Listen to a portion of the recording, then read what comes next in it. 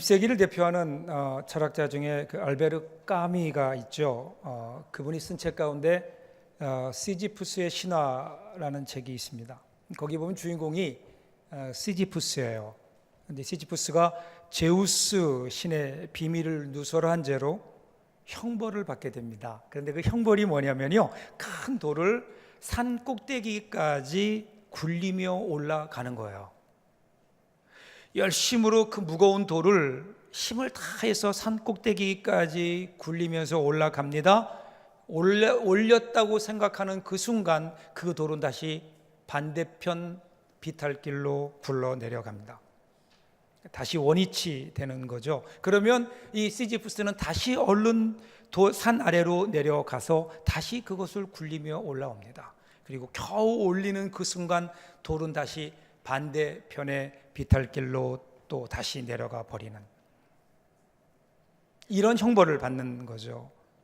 까미가 이 시지푸스가 받는 이것이 가장 잔인한 형벌이라고 그렇게 규정하는데, 그 이유는 그 일이 힘든 것이 아니라 무거운 돌을 영원토록 그 돌을 굴려야 되는 힘듦에 있는 것이 아니라 그것을 왜 해야 되는지에 대한 의미가 없기 때문이다.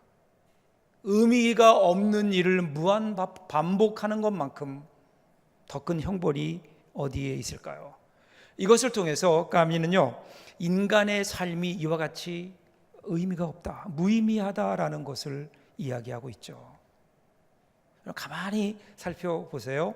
철학자들의 기쁜 해안이 아니더라도 사실은 인생을 이만큼 살았으면, 우리 인생을 돌아보면 인생이 허무하구나 하는 생각들을 누구나 한 번쯤은 했을 겁니다. 적어도 우리가 이성이 있다면 우리 인생의 허무함을 우리들은 분명히 깨닫게 되죠. 그래서 인간은요, 어느 때부턴가 인생이 허무하구나 라는 것을 깨달은 그 후에는 그 허무의 문제를 해결하기 위해서 이겨보려고 많은 노력을 했습니다.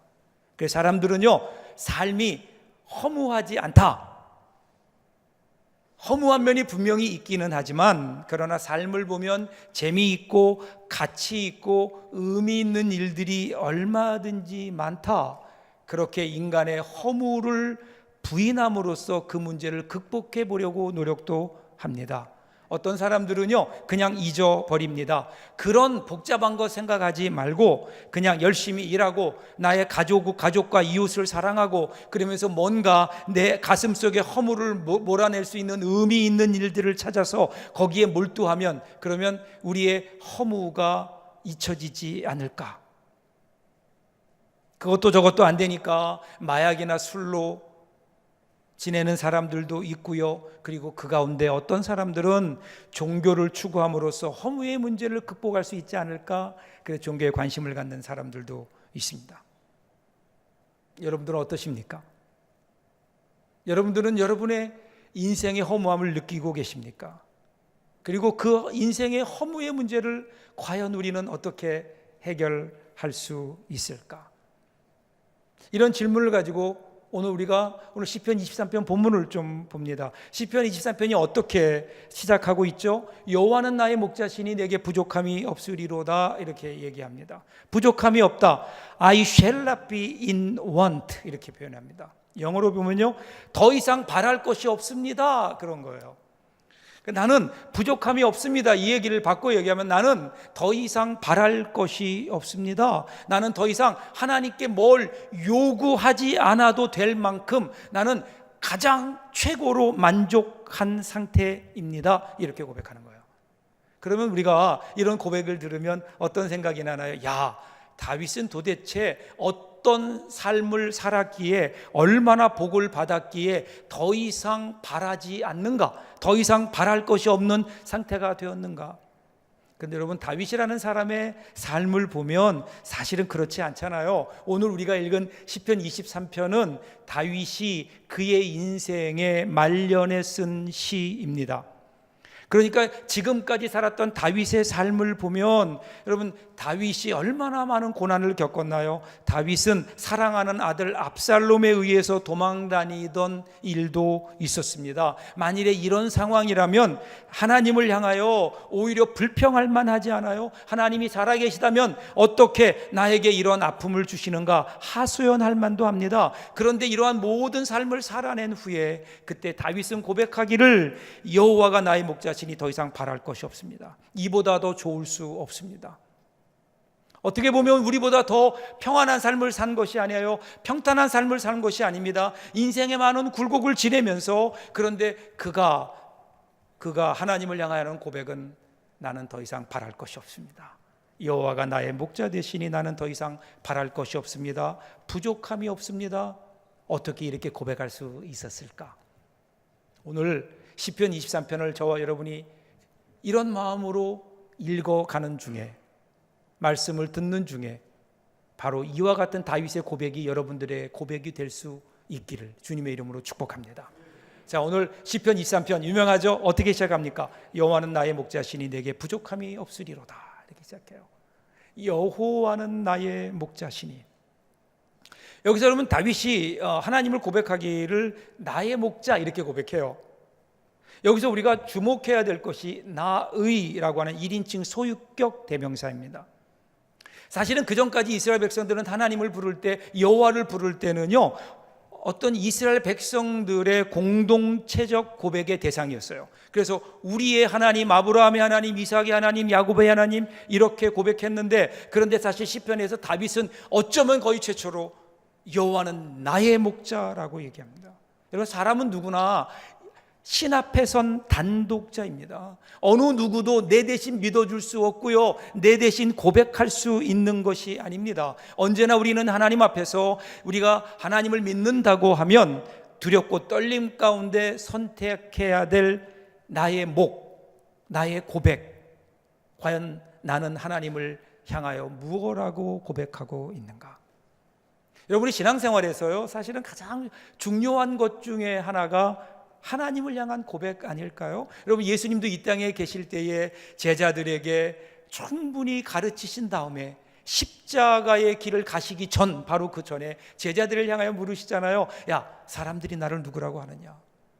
그리고 나서 뭐라고 물으세요? 그러면 너희는 나를 누구라고 하느냐? 이때 베드로가 고백하잖아요. 주는 그리스도시요 살아계신 하나님의 아들이십니다. 여러분, 이 고백, 그 고백을 들으면 우리 주님이 얼마나 기뻐하셨죠. 그런데 오늘 과연 우리에게는 이런 고백이 있느냐는 거예요. 여호와는 나의 목자십니다라고 고백했었던, 그의 삶을 통해서 그가 경험했던 하나님, 그 하나님을 고백했었던 다윗의 고백이 오늘 우리들에게 있는가? 다윗의 고백, 여호와는 나의 목자십니다, 이 고백은요, 그의 생애를 돌아보면 의미가 분명해지는 거예요. 다윗은 자기의 생애를 돌아보면서 자기의 인생을 지금까지 인도해 주신 분이 여호와 하나님이심을 고백하고 있는 거 아니에요? 내가 내 삶을 살아온 것이 아니라, 내 삶의 목자가 내가 아니라 여호와 하나님이셨다. 그러면 그 앞에 자기는 그저 보잘것없는 한 마리 양이었고, 목자가 양을 인도할 때 그 인도를 따르듯이 자기는 나의 목자 되시는 하나님께서 인도하시는 그 길을 따라왔을 뿐이라고. 그랬더니 어떻게 하셨어요? 하나님께서 골리앗도 이기게 하셨고, 전쟁에서 승리하며 원수의 싸움에서 승리하게 하셨던 그 힘은 어디에 있는가 보니까 여호와가 나의 목자시라는 겁니다. 이 고백, 오늘 아침에 우리에게 이 고백이, 하나님을 향한 이 고백이 저와 여러분들의 고백될 수 있기를 주님의 이름으로 축복합니다. 자, 문제는 그 다음이에요. 여기까지는 그래도 우리가 할 수 있어요. 이해가 돼요. 나도 고백할 수 있잖아요. 여호와는 나의 목자시니. 그런데 그 다음 뭐예요? 내게 부족함이 없으리로다. 그러니까 하나님이 목자가 되시면 그 다음에 나타나는 일들이 내게 부족함이 없어야 되는 거예요. 그런데 그런가요? 분명히 나도 하나님께 고백하고 하나님을 믿는다고 하지만 여전히 우리 삶을 보면 있는 것보다 없는 게 훨씬 많고요, 부족한 것 투성이인 거예요. 그래서 우리의 마음은 이렇게 고백하죠. 여호와가 나의 목자신데 어찌하여 내 삶엔 부족함이 이리 많은지요. 하나님은 분명히 여호와가 목자 되시면 부족함이 없다고 했는데 왜 이런 일이 생기는 걸까요? 하나님이 다윗의 목자는 되시는데 나의 목자는 아니신 건가요? 하나님은 목자로서 능력이 그저 몇 사람에게 불과하신 걸까요? 하나님이 차별하시는 걸까요? 왜 그럴까요? 어떤 한 사람이요, 불평을 했대요. 분명히 성경을 보면 하나님께서, 그래서 다윗은 여호와께서 자기 목자가 되셔서 부족함이 없다고 했는데 나는 왜 그 같은 하나님을 믿는데 왜 이렇게 부족한 게 많을까? 불평을 했더니 그의 친구가 옆에서 이렇게 얘기했대요. 야, 다윗은 정말로 하나님을 목자로 생각했고 그 목자의 인도에 순종하며 살았잖아. 그런데 너는 한 번이라도 하나님을 목자로 인정한 적이 있니? 여기에 답이 있지 않을까요? 하나님은 언제나 영원히 우리의 목자가 되시는데 문제는 오늘 우리가 그 하나님을 따르는 양이 되는가라는 겁니다. 하나님과의 관계에서 하나님이 우리의 목자 되심은 영원히 변치 않는 진리인데 그런데 우리가 양으로 살고 있는가? 하나님의 목자 되심은요, 우리가 하나님을 믿는 믿음이 있을 때, 목자로서 그 하나님을 고백하며 그분을 따라갈 때 그때 일어나는 일들인 거예요. 양은 목자에게 맡기고 살아갑니다. 자기가 무엇을 할 필요가 없어요. 아니, 자기 마음대로 무엇을 하려고 하면 그것이 성경은 각기 제 갈 길로 가고 그릇 행할 뿐이라는 겁니다. 그러니까 양은요, 목자의 뒤만 따라가면 됩니다. 그러면 목자가 어떻게 해주실까요? 부족함이 없게 해주신다는 겁니다. 부족함이 없게. 하나님은 우리의 목자 되시는데 여러분은 그 목자의 양이 되고 있는지, 어떻게 양이 될 수 있을까요? 이어지는 그 다음 말씀이 우리에게 이렇게 설명합니다. 2절 3절 보세요. 그가 나를 푸른 풀밭에 누이시며 쉴만한 물가로 인도하시는도다. 내 영혼을 소생시키시고 자기 이름을 위하여 의의 길로 인도하시는도다. 목자가요, 자기 양떼를 푸른 풀밭과 쉴만한 물가로 인도한다는 거예요. 푸른 풀밭은 싱싱하고도 이상적인 목초지를 말하죠. 쉴만한 물가는 잔잔하게 흐르는 고요한 물을 말합니다. 그래서 양들이 겁내지 않고 물을 마실 수 있도록. 그런데 팔레스타인의 지리와 기후적 조건 하에서 이 푸른 풀밭과 쉴만한 물가는 참 찾기 어려운 곳입니다. 그래서 여러분, 목자는요, 이곳으로 인도하기 위해서 그들에게 이 푸른 풀밭과 쉴만한 물가로 인도해서 그들의 영혼이, 그들이 힘을 다시 회복할 수 있도록, 다시 소생할 수 있도록 그곳으로 인도해 가는 겁니다. 그 인도해 가는데 거기까지 가는 길이 있는 거예요.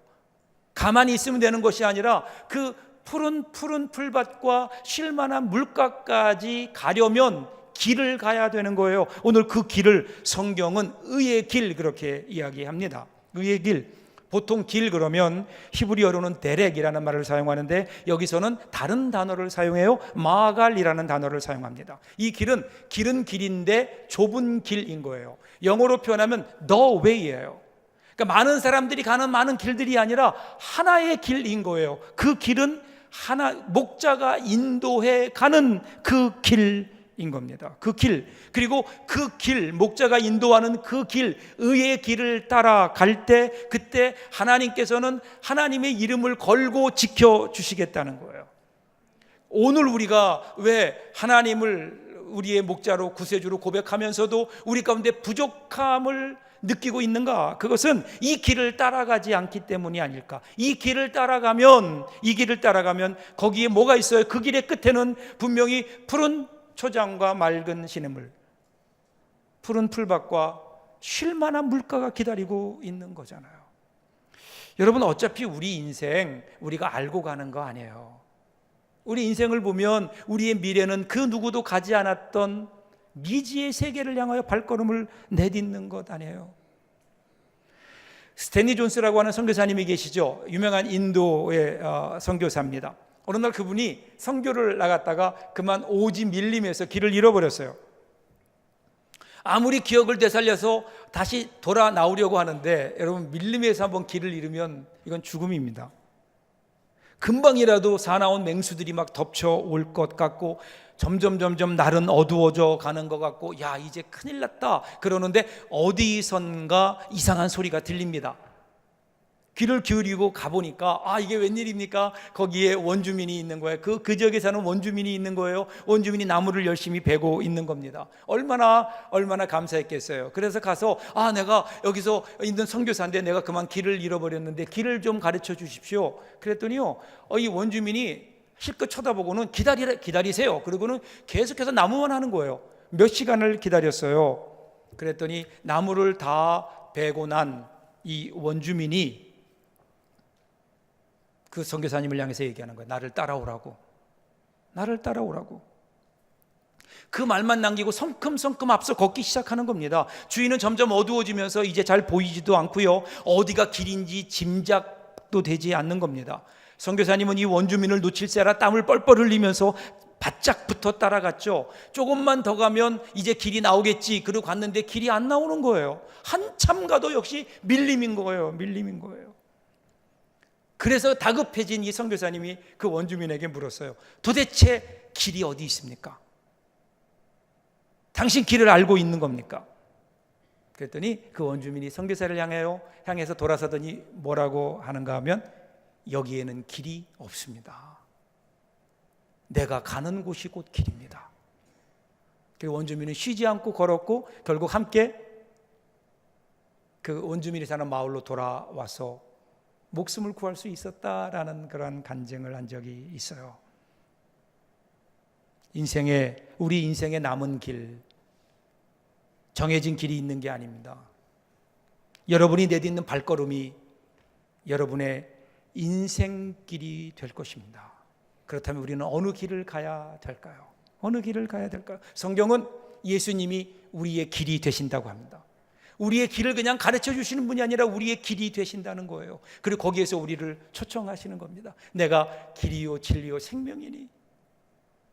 오늘 우리가 걸어가는 우리의 인생길이 아니라 주님이 인도하시는 의의 길로 걸어가는, 그리고 거기에 함께 하시는 하나님의 은혜를 우리들이 누리며 살 때, 그때 우리는 비로소 뭐죠? 나는 만족합니다. 나는 부족함이 없습니다. 이렇게 고백할 수 있는 거예요. 그 길을 걸어갈 때 주시는 은혜가 있어요. 그게 4절이에요. 4절 보면, 내가 사망의 음침한 골짜기로 다닐지라도 해를 두려워하지 않을 것은 주께서 나와 함께 하심이라. 주의 지팡이와 막대기가 나를 안위하시나이다. 여러분, 여기 원문을 보면요, 사망의 음침한 골짜기, 이거는 깊은 어두움의 골짜기인 거예요. 이 성경이 처음 기록되었던 팔레스타인에 가보면 예루살렘에서 사해로 내려가는 그곳에 유명한 유대 광야가 있잖아요. 유대 광야에 가보면요, 깊이를 측정할 수 없는 골짜기들이 눈에 보입니다. 도처에 기다리고 있습니다. 어떤 지역의 계곡은요, 무려 길이가 7km에 달하고 양쪽 협곡의 높이가 450m, 500m에 달하게 되고요, 밑에 바닥의 폭은 3m에서 4m가 되는 깊은 낭떠러지 같은 곳이 있습니다. 그 많은 경우에 그 밑에 바닥은요, 비로 인한 침수 때문에 거의 발이 쑥쑥 빠지는 수렁의 상태를 이루기도 합니다. 만일에 길을 가다가 양이 길을 잘못 잃어서 거기에 발을 헛디디면요, 그리로 떨어지면 죽음인 거예요. 그래서 이것을 사망의 골짜기, 사망의 음침한 골짜기, 어둠의 골짜기, 이렇게 이야기하는 거예요. 우리가 여러분 인생을 살다 보면 이런 길들이, 사망의 음침한 골짜기를 지나는 것 같은 그런 우리 인생의 어려운 순간들이 우리들에게 얼마나 많이 있나요? 여러분, 그것은 우리가 의의 길을 걷지 않아서 그런 게 아니에요. 내 마음대로 살아 그런 것이 아니에요. 여러분들이 하나님의 뜻을 따라 하나님의 인도하심 속에 의의 길, 하나님이 인도하시는 길을 걷는다 하더라도 거기에 뭐가 있어요? 거기에는 여전히 사망의 음침한 골짜기가 있을 수 있다는 거예요. 하나님이 원하시는 그 길을 간다고 우리의 인생길은 꽃길이 될 것이다, 소풍길이 될 것이다, 성경은 한 번도 그렇게 우리에게 약속해 주지 않아요. 우리가 하나님의 뜻에 따라 의의 길을 간다고 하더라도 거기에는 사망의 음침한 골짜기를 지날 수도 있다. 그런데 어떻게 하라는 거예요? 그런데 거기서 두려워하지 말아라, 무서워하지 말아라. 왜요? 내가 너와 함께 할 것이기 때문이다. 우리가 하나님의 길, 의의 길을 걷는다는 축복은 어디에 있을까요? 그 길이 얼마나 편한 것인가, 이것이 아닌 거예요. 그 길이 얼마나 내가 가기에 좋은 곳인가가 아닌 거예요. 그 길에 하나님이 계시는가, 하나님이 함께 하시는가. 지금 다윗은 그의 인생을 돌아보며 그가 사망의 골짜기에 있을 때도 함께 하셨던 그 하나님으로 인해 힘을 내고 두려워하지 않는 거예요. 여러분, 우리 복 중에 가장 큰 복이 뭘까요? 하나님이 우리를 위해 무언가를 해주시는 것도 감사하지만 가장 큰 복은 하나님이 우리와 함께 해주시는 거 아닐까요? 여러분, 영국의 큰 광고회사가 상을 걸고 전 국민들을 상대로 이런 퀴즈를 냈대요. 문제를 냈대요. 문제가 뭐냐면 스코틀랜드에서 에든버로까지 스코틀랜드의 에딘버러에서 런던까지 가장 빠르게 가는 방법이 무엇인가? 이것이 퀴즈였대요. 상품이 워낙 크다 보니까 많은 사람들이 응모했대요. 그래서 비행기를 타고 간다든지 기차를 타고 간다든지 어디까지는 기차를 타고 어디부터 버스를 타는 게 빠르다든지 막 이런 얘기들이 많았다 그래요. 어떤 사람은 새벽길에 승용차를 운전하고 하는 게 가장 빠르다 막 나왔는데, 그런데 드디어 결과가 발표됐어요. 1등이 발표됐습니다. 1등 대답이 뭔지 아세요? 그것은 사랑하는 사람과 함께 간다였습니다. 사랑하는 사람과 함께 간다. 여러분, 사랑하는 사람과 함께 가면 아무리 먼 길이라도 재미있고 짧게 느껴지지 않을까요? 이것이 바로 사랑의 거리 계산법입니다. 오늘 우리 인생도 마찬가지 아닐까요? 우리 인생이 어떤 인생이 가장 행복할까요? 하나님 우리에게 많은 물질의 복을 주신 사람 행복할 수 있겠죠. 건강의 복을 주신 사람도 행복할 수 있겠죠. 그런데 그보다 더 행복하고 정말 나는 부족함이 없습니다라고 고백할 수 있는 사람은요, 하나님이 함께 하심을 경험하며 사는 겁니다. 모든 복 중에 최고는 임마누엘의 복이잖아요. 멀리서 우리를 바라보시며 우리에게 필요한 것을 공급해 주시는 그 하나님도 감사하지만 우리 삶 가운데 오셔서 함께 하시며 나와 함께 웃고 함께 울고 우리의 고난에 동참해 주시는 하나님, 여러분, 그 하나님이 우리가 함께 하신다면 여러분, 우리 인생이 분명히 달라질 텐데, 이렇게 될 때 갑자기 5절에 접어들면서 환경이 바뀝니다. 5절을 보세요. 주께서 내 원수의 목전에서 내게 상을 차려주시고 기름을 내 머리에 부으셨으니 내 잔이 넘치나이다. 지금까지는 목자와 양의 관계에서 이제는 주인과 손님의 관계로 바뀌는 거예요. 5절에서 더 이상 오늘 이 다윗은 양이 아닙니다. 하나님은요, 하나님이신 집주인이신 하나님께 초대받은 손님이 됩니다. 이제는 목자의 앞과 뒤를 서성대며 따라오는 수동적인 양이 아닙니다. 집주인과 얼굴을 마주 대하며 식탁에서 교제를 나누는 귀한 손님으로 지금 대접받고 있는 겁니다. 거기다가 지금까지 자기를 괴롭히던 많은 원수들 앞에서 그와 같은 상을 받는 거예요. 그와 같은 융숭한 대접을 받는 겁니다. 머리에 기름을 바르는 것, 이것은 그 당시에 특별한 손님으로 예유하는 그 당시의 풍습이었죠. 그리고 내 잔이 넘치나이다, 잔이 넘치도록 가득 채우는 것은 손님에 대한 융숭한 대접을 말하는 겁니다.